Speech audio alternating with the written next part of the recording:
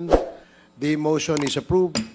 Comsec, please coordinate with our Sergeant at Arms and inform the said office that Colonel Grijaldo will be transferred to Station 6 of Quezon City and serve his detention in that facility.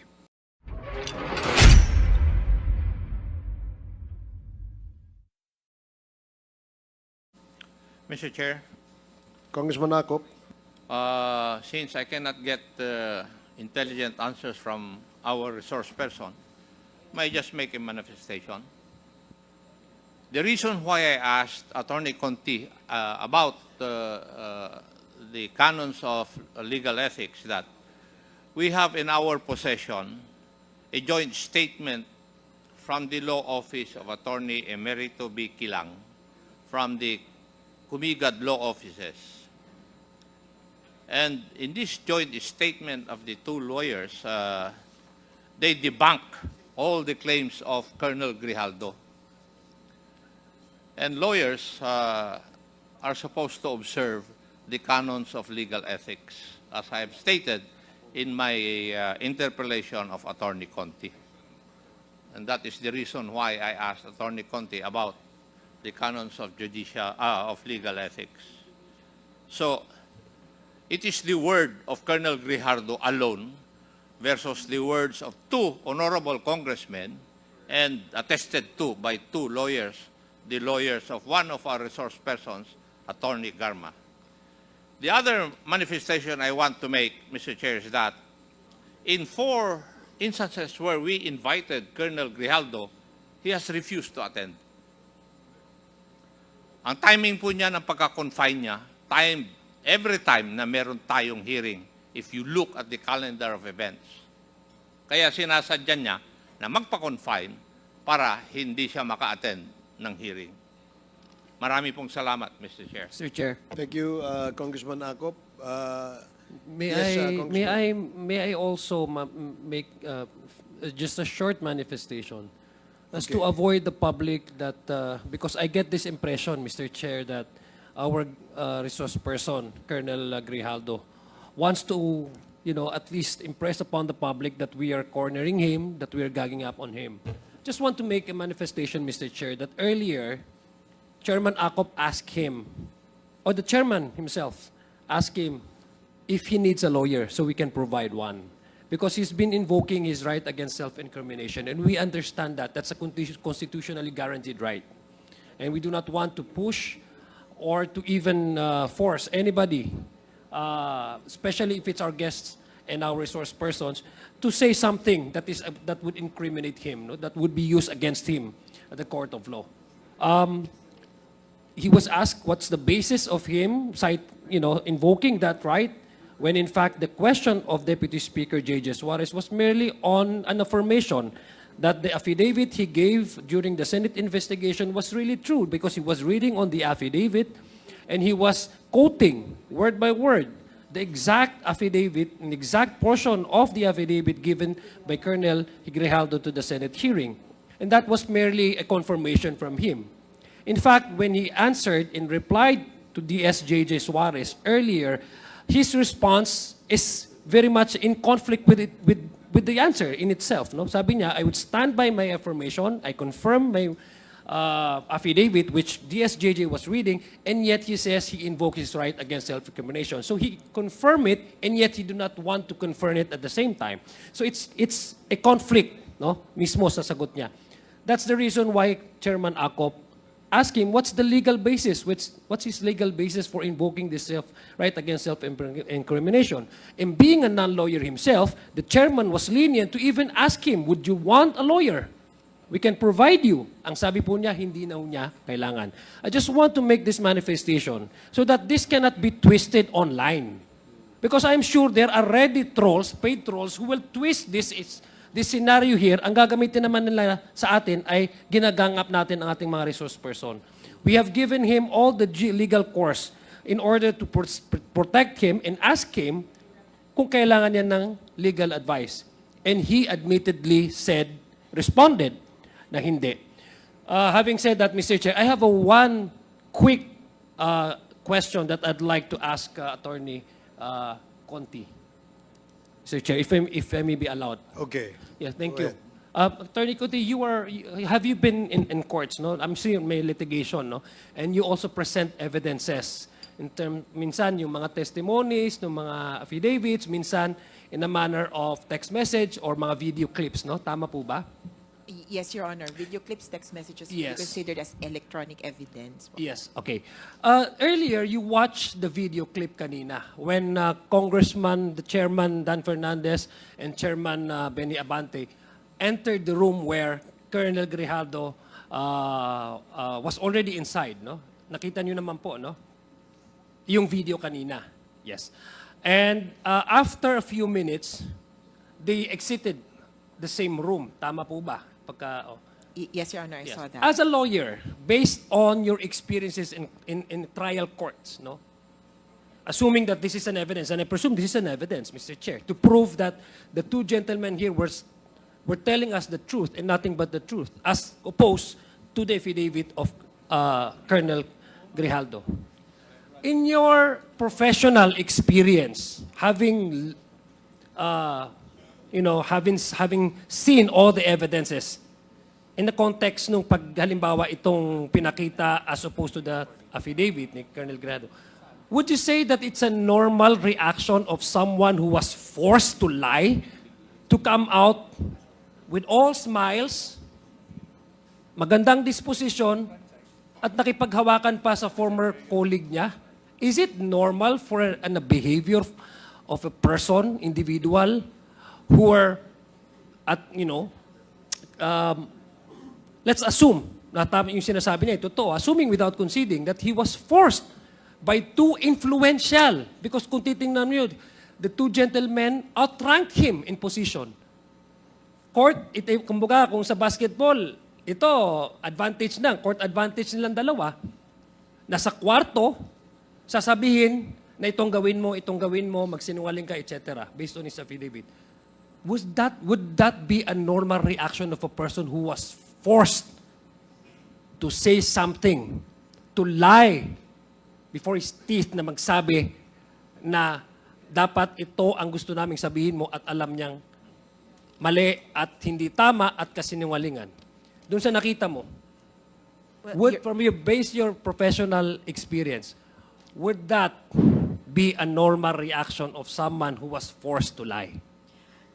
Yes, Your Honor. Well, first, I cannot or I should not appreciate that as a lawyer. I should appreciate it as a normal human being. Your Honor, that kind of appreciation of, is this consistent with human experience?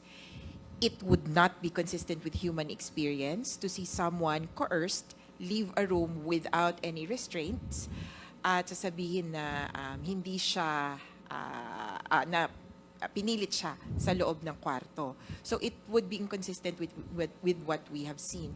And Your Honor, this kind of evidence will only prove that, however, on the other hand, that these gentlemen went into the room, left the room at these times, and the last person to leave the room was Colonel Grijaldo without anyone keeping him in detention. So yung, kumbaga, ang maiisip po kasi ng karamihan, yung parang restraint is parang inaresto ka.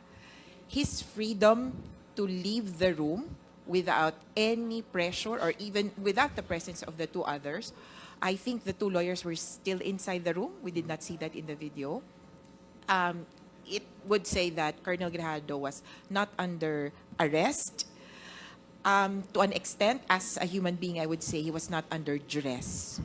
Thank you for that response, Attorney Conti. Sir. In fact, Mr. Chair, the responses and the explanation of the two gentlemen, the two chairmen, was actually believable because based doon sa mga responses niya, wala naman, it was plainly evident, paglabas nila, it reinforces yung mga sinasabing, yung atmosphere doon sa kwarto ay hindi naman ganun intense, no? Kasi nung lumabas sila, hindi naman for few minutes, so parang ordinary day lang. As opposed to Colonel Grijaldo, who was, I suspect, parang masyado siyang, sabi niya, may reflection pa nga eh, nag-quote pa nga siya ng Biblia. And he even went to the Senate to testify before the whole country watching that he was forced to say something and to lie. Ganon yung impact nung sinasabi niyang coercion na ginawa ng gentleman. And yet, when we look at the video, watch the video, it seems as an average-minded person, wala pong hindi po normal na behavior ang isang tao na he was forced to lie, he was coerced, under duress, tas lalabang with all smiles at nakangiti. Sir Chair. Yun lang. I'd like just to make that manifestation because again, I don't want to impress upon the public because there's an attempt really by this research person na i-twist itong nangyayari sa atin tapos may mga paid trolls na naman na ready to debunk all the truthfulness of whatever we have gathered here in this committee hearing. Tapos ito-twist nila that we are ganging up on him, Mr. Chair. Well, if I may just comment on that manifestation. Yes, correct. We expect that there will be trolls again prying on this particular hearing. This resource person has this penchant for playing victim. No, yan ang ano niya, yung laging biktima siya eh. But ang katotohanan, ang video ay hindi po nagsisinungaling. No? Kung ikaw ay talagang may paninindigan at gusto mong tayuan ang sinabi mong katotohanan, eh hindi ganyan ang iyong demeanor. So that is my observation, Your Honors. In fact, darating ang panahon na mag-iisip ka rin eh. Iisipin mo rin na hindi mo na makakayang itago yung iyong konsensya doon sa iyong pagsisinungaling.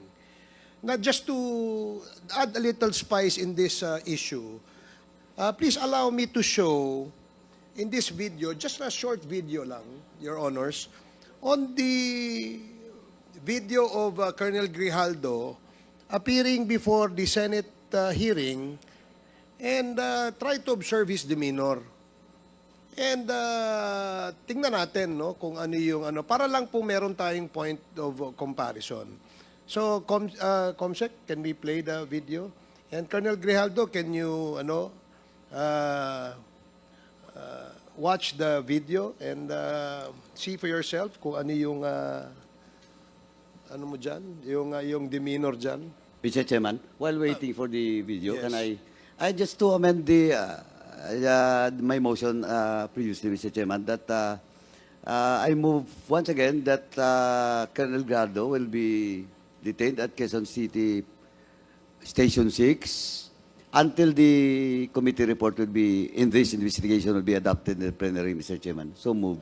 Okay, there is a motion amending the previous approved ruling of the chair. Are there any objections? Hearing none, the motion amending the previous ruling of the chair is approved. So, just please play the video.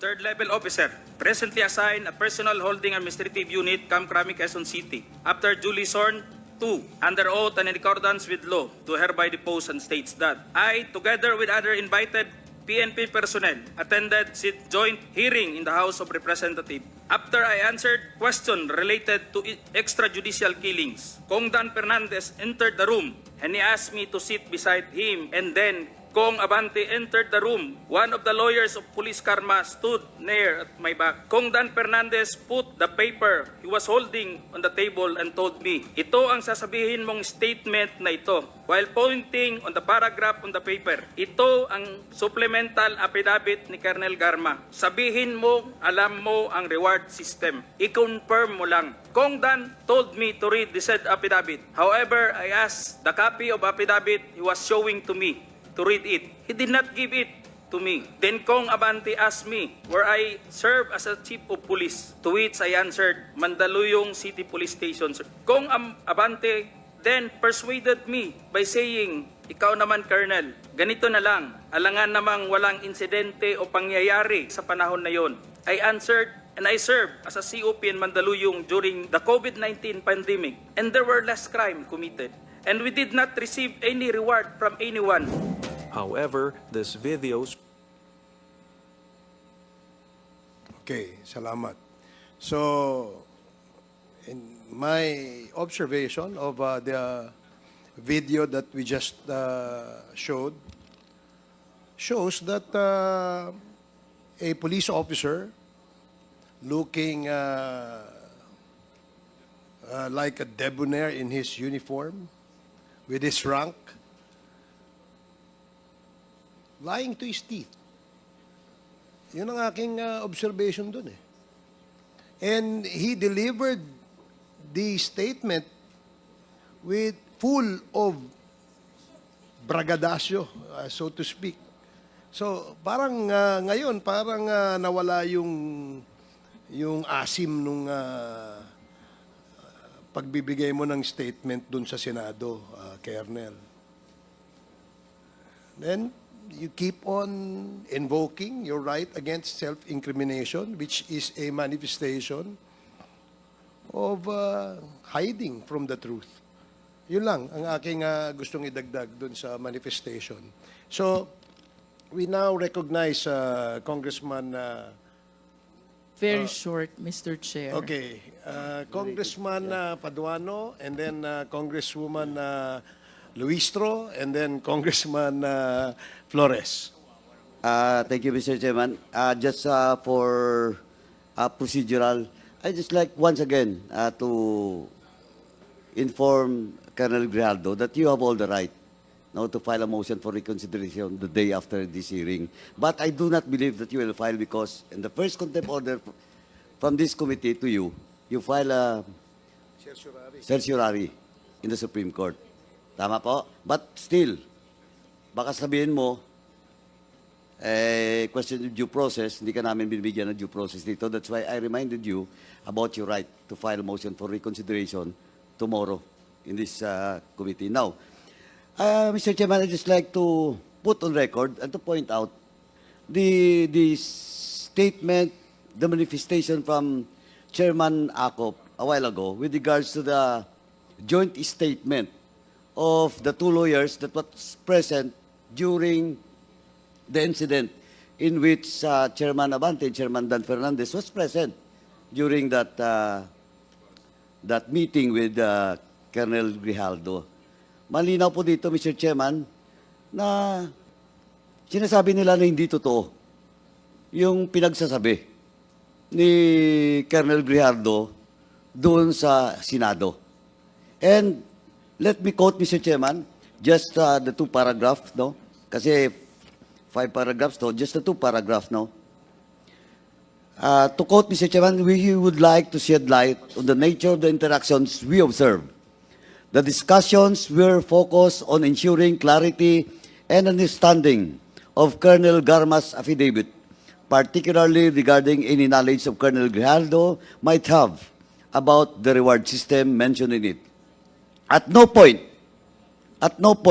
did any of the congressman attempt to pressure Mr. Grijaldo into conforming to a predetermined narrative. Throughout the meeting, we can affirm that we did not witness any form of coercion. Again, to repeat, throughout the meeting, we can affirm that we did not witness any form of coercion or undue influence directed toward Mr. Grijaldo. The discussions taking place were cordial and respectful. Congressman Dan Fernandez and Congressman Abante engaged in a dialogue that was both professional and focused on the matter at hand.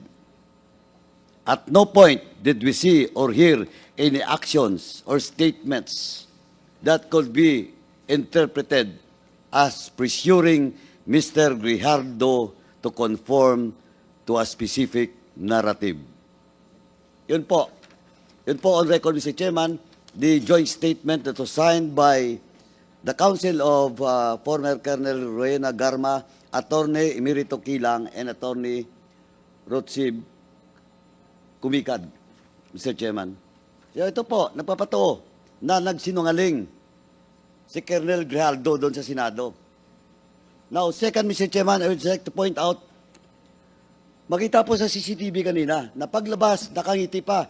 Well, in fact, alam niyo ba, ang kinamayan niya outside of that room was his classmate. Miss Tanya po. And supposedly, kung inipit siya, pressure siya, ang the first person that he approached outside of that room, kaklase niya, yung Miss Tanya. Class 97, in the person of Jimmy Fortaleza. Kitang-kita niyo po, nakakamay pa. Nakasmile pa. Nag-uusap pa sila ni Jimmy Fortaleza, former Major Jimmy Fortaleza. Now, again, Mr. Chairman, naawa lang ako dito kay Colonel Gallardo because he keep on imposing or invoking his right to self-incrimination. You're a graduate of PNP Class 97. Hindi mo palang napagandaan kung alin doon ang pwede mong invoke at hindi invoke nung tinanong ka Chairman Acop, hindi mo masagot. Any specific basis or laws or articles or section. And now, I would like to remind and educate you, Colonel Gallardo, under Article 3, Section 17 on our 1987 Constitution.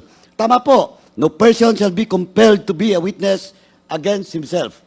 That's self-incrimination. But I will cite jurisprudence that you cannot use it in your case.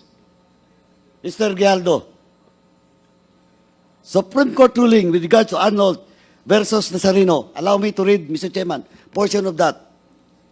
The fact that the testimony of a witness may tend to show that he has violated the law is not sufficient to entitle him to claim the protection of the constitutional provision against self-incrimination, unless he is at the same time liable to prosecution and punishment for such violation.